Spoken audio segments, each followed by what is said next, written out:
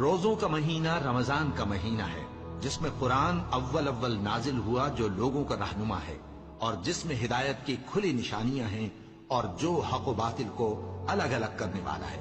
تو جو کوئی تم میں سے اس مہینے میں موجود ہو چاہیے کہ پورے مہینے کے روزے رکھے، اور جو بیمار ہو یا سفر میں ہو تو دوسرے دنوں میں روزے رکھ کر ان کا شمار پورا کر لے۔ اللہ تمہارے حق میں آسانی چاہتا ہے اور سختی نہیں چاہتا، اور یہ آسانی کا حکم اس لیے دیا گیا ہے کہ تم روزوں کا شمار پورا کر لو، اور اس احسان کے بدلے کہ اللہ نے تم کو ہدایت بخشی ہے تم اس کو بزرگی سے یاد کرو اور اس کا شکر کرو۔